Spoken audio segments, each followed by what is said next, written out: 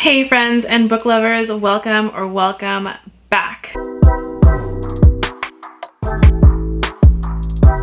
A little different from my usual book lists or book wrap-ups or books I want to read. I want to talk about authors. Obviously, authors are a huge part of the books we read, and without them, I wouldn't have my favorite novels. So I wanted to do a video about the authors that I'm really excited to read about. I already did a video about my favorite authors that I discovered last year, and if you are interested in seeing who is my new favorite author, I will link that video up above and also down below in the description box. But I want to talk about the authors that I am excited to read about and that I've put a lot of intention into reading their works, not just as a book that I'm interested in, but as a author that I want to discover and that I have high hopes for really enjoying in the future. So I have 6 authors on this list. Again, I'm a fantasy reader, so most of them are fantasy authors, but there is also one kind of more classical contemporary author on here that I want to be intentional about reading all of their works. And even if I don't read all of their works, I want to be intentional about reading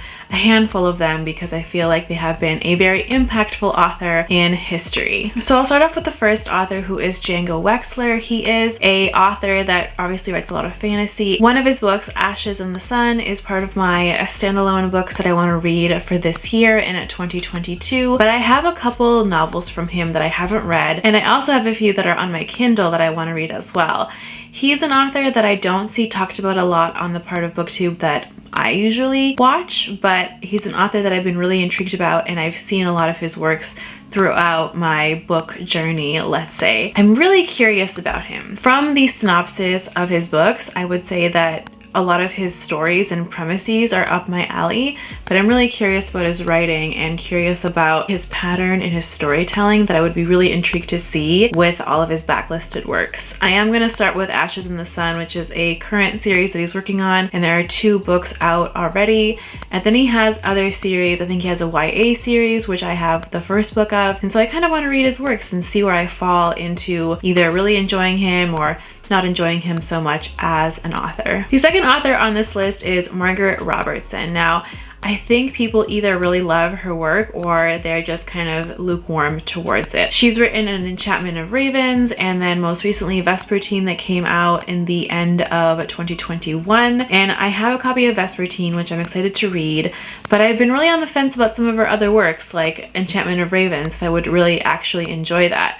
I have friends that enjoy it, but then I read reviews that say it's not that great. So I think for this one, I'm not sure that I will love or hate her. I think this one might be an author that maybe I end up feeling a bit more lukewarm towards the writing.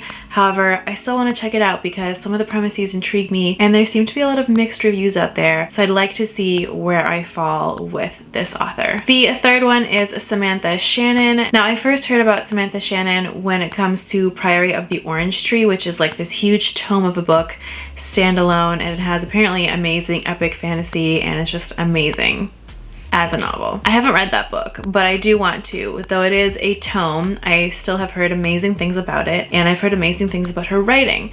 I do think that Priory is probably going to be a very well-rated book for me. I think I'm probably going to really enjoy it, but I do want to read her other works as well and just see if I would fall in love with her as an author. So if you've read any of her works, let me know in the comments down below. So far, I've read that she's very well received in the reading community, so I think I will probably end up really liking her writing, but I am really curious to know others' opinion on maybe just the author herself versus some of her books that have just gotten a lot of hype. The fourth author is Toni Morrison, and I don't know that I'm going to have a strong opinion either way. I think Toni's work is very hard-hitting and very impactful and will make me very emotional. I have read the first chapter of Beloved last year, and Beloved is actually on my list of standalones to read because I want to understand more about maybe her perspective during those times, and because it's a hard-hitting, very raw and brutal novel. But because of that, it's harder to read, it's harder to binge because I have to take breaks because it is so raw and emotional. But I think a lot of the themes are really important,